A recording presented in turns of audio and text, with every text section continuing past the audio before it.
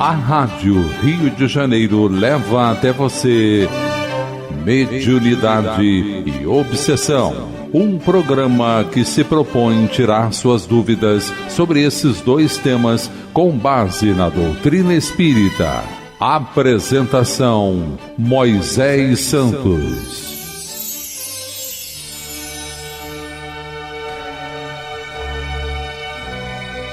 Caríssimos ouvintes da Rádio Rio de Janeiro, eu sou Moisés Santos. Este é o programa Mediunidade e Obsessão. Vamos continuar estudando essa ferramenta de conexão com os dois planos da vida, o mundo espiritual com o mundo físico.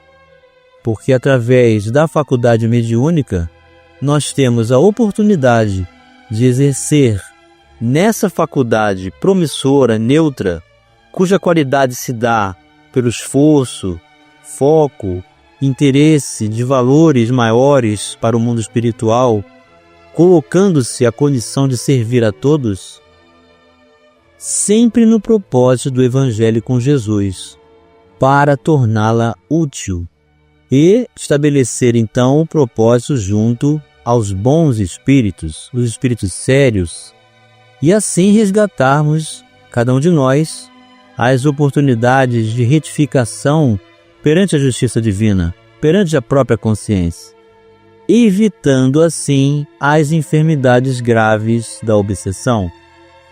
E você que acompanha conosco, meu caro ouvinte, já sabe que estamos estudando a obra Teoria da Mediunidade. O autor é Zalmino Zimmermann, a editora Allan Kardec. Estamos estudando o capítulo sobre a psicografia, e o autor estava se referindo às mensagens conjugadas.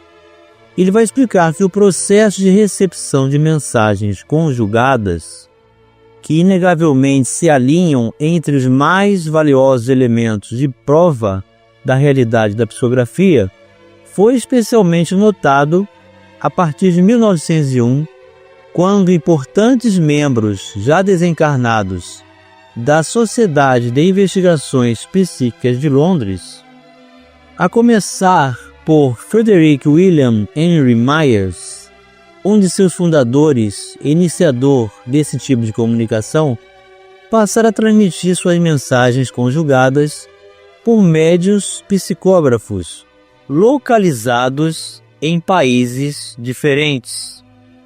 E ele cita os exemplos dos médiuns Leonore Piper, dos Estados Unidos, Alice Fleming e sua filha Helen, na Índia, e a senhora Willett, na Inglaterra.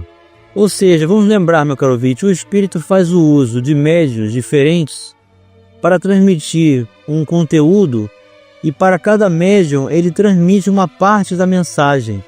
E quando essas mensagens se reúnem, formam um contexto que apresenta o estilo, apresenta a mesma contextualidade, o mesmo conteúdo, a mesma linha de raciocínio, estabelecendo então a obra pronta, unindo-se esses fragmentos.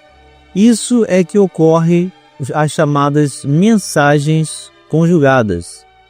Essas mensagens só tinham sentido quando reunidas, explica o autor, formando um texto único. As comunicações prolongaram-se até 1932, aproximadamente, formando um extraordinário acervo e marcando o final da fase áurea da sociedade. Modernamente, os trabalhos mais importantes acreditam-se ao espírito André Luiz, que em 1958 chegou a psicografar por Francisco Cândido Xavier, então em Pedro Leopoldo, em Minas Gerais, e Valdo Vieira, que residia em Uberaba.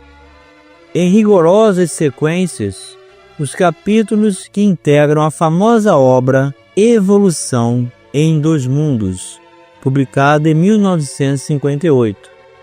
O mesmo processo foi adotado pelo citado autor na confecção de seu memorável trabalho Mecanismos da Mediunidade, publicado em 1959, estando já Francisco Cândido Xavier em Uberaba. Nesse caso, um médium recebeu um capítulo num dia da semana e o outro em dia diferente. O exame dessas obras revela fato notável, que não só a linguagem é igual, como o próprio estilo, o que mostra o extraordinário esforço empregado pelo autor espiritual, tendo de operar com médios e bagagens espirituais diferentes, ajudando a construir a certeza em relação ao fenômeno mediúnico. Então esse é o fenômeno conhecido das mensagens conjugadas, em que o mesmo conteúdo vai apresentar ou capítulos ou partes desse conteúdo através de diferentes médiuns que residem em locais diferentes. E quando reúne-se o conteúdo, a obra apresenta então a coerência, mantendo o estilo, mantendo toda a sua contextualidade, comprovando ainda mais a existência do autor espiritual. Também ocorrem fenômenos com a psicografia conhecido como a mensagem repetitiva, ou seja, a mesma mensagem transmitida para dois médiuns diferentes. Vamos esclarecer esses conceitos? Esclarecendo conceitos. O que é a modalidade de psicografia conhecida como referência cruzada ou telegrafia espiritual?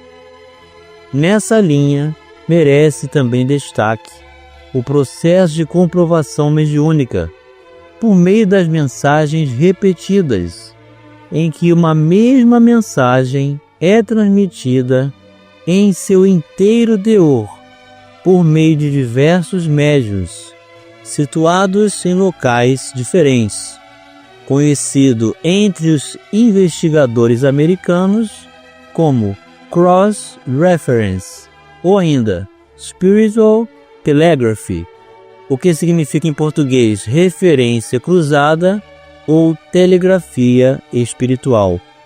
Constitui uma variante do processo de recepção das mensagens conjugadas. Então, é um tipo de mensagem conjugada, mas não é a mensagem conjugada comum, que se fragmenta por médios diferentes para depois serem reunidas e estabelecer um conteúdo único. Aqui no caso é a mesma mensagem transmitida para mais de um médium. Portanto, a mensagem inteira, completa. Consta que o primeiro registro dessa ocorrência aconteceu em fevereiro de 1850, antes, pois, da publicação do Livro dos Espíritos, por sugestão de Benjamin Franklin, já desencarnado, já espírito, que psicografou a mesma mensagem em diversos locais diferentes. Seguiu-se a partir daí uma série de comunicações por médios diferentes, localizados em cidades distantes entre si, como Nova York e Filadélfia, Baltimore e Pittsburgh, atraindo a atenção de renomados cientistas, entre eles o famoso professor Robert Harry, da Universidade de Pensilvânia, que acompanhou de perto esse extraordinário fenômeno. Então, meu caro ouvinte, esses fenômenos aconteceram para nos ajudar na comprovação da imortalidade da alma, porque a ciência espírita, reconhecendo o estilo que ninguém copia de ninguém, a veracidade de um conteúdo na sua contextualização, na sua propriedade maior, apresentando então a coerência única quando fragmentos de mensagem se reúnem, ou quando a mesma mensagem é reproduzida por mais de um médium. Tudo isso atraiu a atenção da ciência também humana.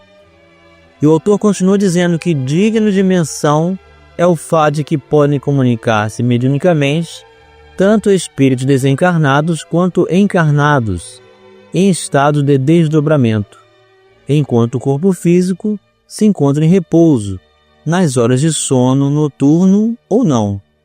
São vários os casos que se registram a respeito, alguns emocionantes, como o que ocorria, por exemplo, com o extraordinário benfeitor Dr. Guilherme Taylor March, médico homeopata de Teresópolis, no Rio de Janeiro, que no leito doente, com idade avançada, manifesta-se no centro espírita, atendendo a centenas de necessitados, dando consultas que vinham com sua assinatura autêntica. Outro fato a destacar é que, por vezes, o médium psicógrafo é também vidente e audiente, podendo acompanhar com a visão e a audição espirituais, ou só com a primeira, as narrativas do espírito comunicante, como por exemplo acontecia com o médium Francisco Cândido Xavier, quando recebia as obras do espírito Emmanuel, relatando episódios ocorridos na Roma Antiga. Aqui o autor se refere às obras Paulo Estevão há 2000 anos, 50 anos depois. Durante o processo, o médium acompanhava as narrativas, vendo as cenas que eram descritas, transmitidas mentalmente pelo autor espiritual. Tanto o processo psicográfico semimecânico como mecânico podem desenvolver-se de forma ordinária ou xenoglóssica. Na psicografia ordinária, o comunicante emprega a linguagem corrente, atual, de uso corriqueiro pelo médium assistente. Na psicografia xenoglóssica ou xenopsicografia, o comunicante se expressa em língua estranha ao médium e aos circunstantes, muitas vezes até já desaparecidas. Trata-se de um fenômeno singular e particularmente importante a atestar de maneira incontestável a realidade mediúnica. Como ocorre com a xenopsicofonia, a xenopsicografia é conhecida desde a antiguidade e não são poucos os relatos históricos a seu respeito. Com o avanço da investigação psíquica, firmou-se, com o acúmulo de provas, a certeza de sua realidade. Allan Kardec, estudando o fenômeno, catalogou os médiuns que falavam ou escreviam em línguas que lhes eram desconhecidas como médiuns poliglotas. Então, a mediunidade poliglota, classificada por Allan Kardec, ficou conhecida como xenoglóssica. Então, se nós pesquisarmos xenoglossia no livro dos médiuns, não vamos achar. Vamos achar médiuns poliglotas. Vamos continuar estudando o capítulo Psicografia já no próximo bloco. Participe do programa Mediunidade e Obsessão enviando sua sugestão ou pergunta para o e-mail meo@radioriodejaneiro.am.br ou pelo WhatsApp 984867633 aos cuidados de Moisés Santos. A Rádio Rio de Janeiro está apresentando Mediunidade e Obsessão. Apresentação: Moisés Santos. Caríssimos ouvintes da Rádio Rio de Janeiro, voltamos agora para o segundo bloco do nosso programa de hoje. Estamos dando continuidade aos estudos da obra Teoria da Mediunidade. O autor você já sabe, meu caro ouvinte, é Zalmino Zimmermann, a editora Allan Kardec. Estamos estudando o capítulo da psicografia, os médiuns escreventes, os documentos que podem ser estabelecidos através do recurso da mediunidade, trazendo na escrita o conteúdo da comunicabilidade. Estávamos estudando as mensagens conjugadas e as mensagens de referência cruzada. Agora o autor está tratando da ideia do termo xenoglossia, onde vem do gênero xênero, que significa estrangeiro, e glossa, que quer dizer língua. Foi introduzido por Charles Richer em 1850, quando ele nasceu, em 1935, quando desencarnou. Então, o movimento espírita deu essa denominação nova para a mediunidade poliglota.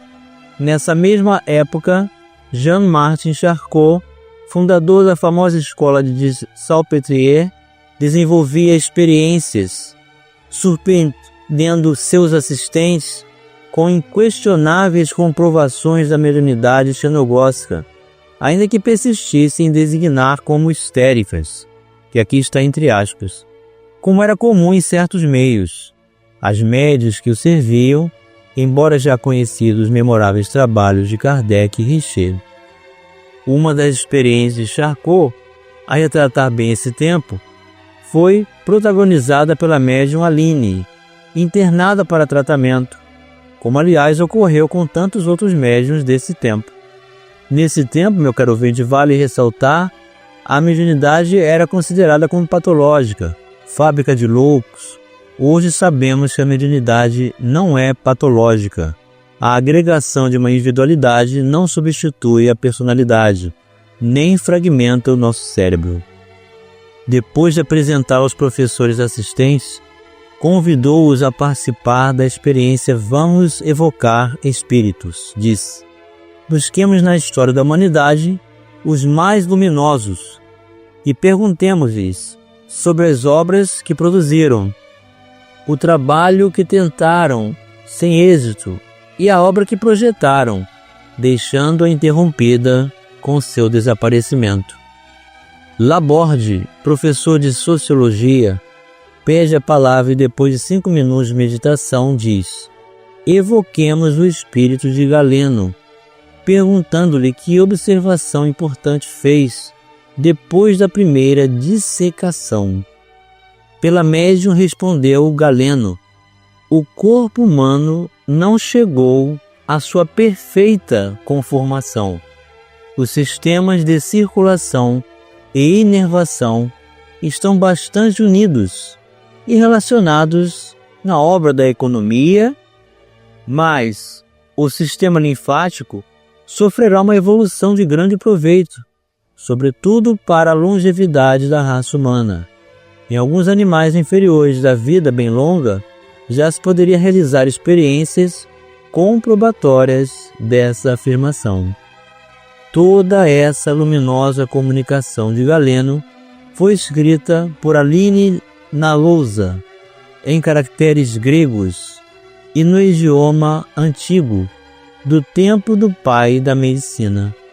Segundo um dos assistentes, Frederico Vives, diante das fortes impressões causadas nos presentes, recomendou a Charcot: senhores, não pretendais avançar a vossa época, não busqueis raciocínio algum que produza a explicação clara e verdadeira de nossas experiências.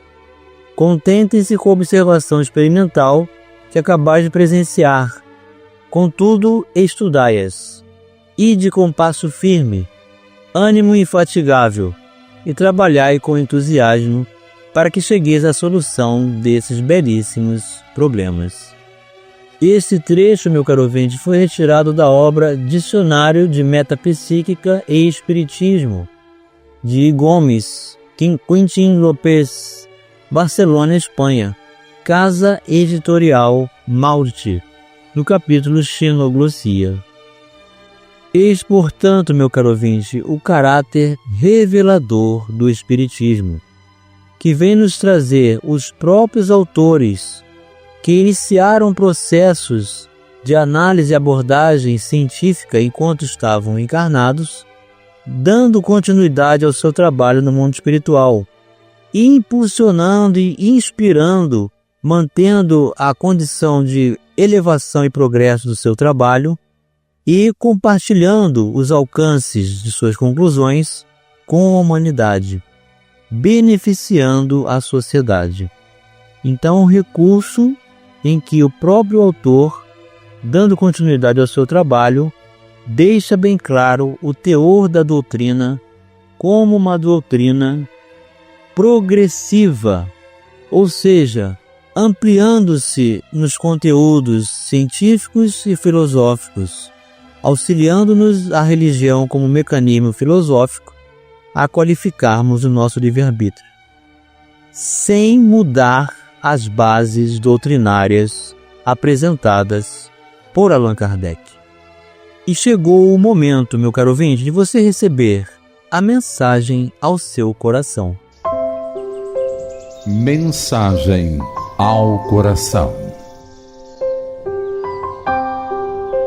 Do livro Seara dos Médiuns, psicografia de Francisco Cândido Xavier, o autor é o Espírito Emmanuel, capítulo 31, sob o título Mediunidade e Privilégios.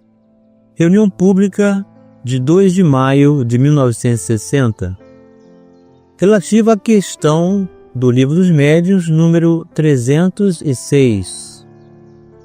Todos estamos concordes em que a doutrina espírita revive agora o cristianismo puro. No entanto, há muita gente que lhe estranha a organização, sem os chamados valores nobiliárquicos, que assinalam a maioria das instituições terrestres. À força de se iludirem com a idolatria, que sempre nos custa caro, muitos companheiros menos vigilantes desejariam condecorar trabalhadores da nova revelação, criando galerias para o relevo pessoal. E se pudessem determinar o rumo das coisas, no consenso opinativo, de certo que há muito estaríamos mobilizando doutrinadores-chefes e médiuns titulares, com as nossas casas de serviço, perdendo tempo em mesuras e rapapés. Entretanto, não há uma só frase na codificação kardeciana em que se recomende tratamento especial a esse ou aquele médium, porque fale com maestria, ou materializa desencarnados, porque transmita força curativa, ou psicografe livros renovadores. A preocupação fundamental dos emissários divinos na formação de nossos princípios foi, aliás, edificar moralmente a instrumentação mediúnica, em bases de simplicidade e desinteresse, para que ela corresponda às vistas da providência. Não existem, desse modo, médiuns maiores ou médiuns menores, favorecendo entre nós a constituição de prerrogativas e castas, tanto na mensagem do Evangelho quanto na mensagem do Espiritismo. O que prevalece acima de tudo é a responsabilidade para cada um de nós. Responsabilidade de sentir e pensar, de falar e fazer. Não temos o direito de enfeitar os outros com os brasões da excessiva confiança, para que realizem o trabalho que nos compete.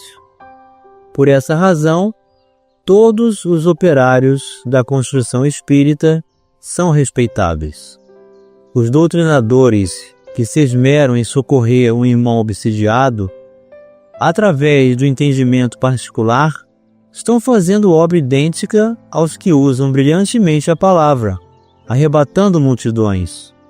E os médiuns que grafam compêndios santificantes não são superiores àqueles outros que se consagram à restauração dos enfermos. Sustentar a ideia espírita, indene de qualquer imaginária fidalguia, para aqueles que a servem, é dever para todos nós. Na formação cristã não sobraram privilégios para ninguém. O próprio Cristo, que se revelou pelo que fez e pelo que deixou de fazer, não se furtou ao sacrifício e à humilhação. Algum tempo depois dele, Tiago, filho de Zebedeu, foi assassinado. Estevão caiu sob injúrias e pedras. Simão Pedro foi conduzido ao martírio extremo, e Paulo de Tarso tombou, sob golpes de espada, por estarem todos eles ensinando a verdade e praticando o bem. Hoje não podemos precisar de que modo desencarnarão os médiuns espíritas, ocupados em tarefa libertadora das consciências, mas é importante que vivam atendendo aos próprios deveres, para que recebam corretamente a morte, quando não seja na palma do heroísmo, pelo menos na dignidade do trabalho edificante. Emmanuel para os nossos corações, meu caro ouvinte, demonstrando a equivalência, a importância de todo o trabalho, por menor que pareça na sua reputação. Mas para Jesus, todos são igualmente importantes. Um grande abraço e até o próximo programa. A Rádio Rio de Janeiro apresentou Mediunidade e Obsessão.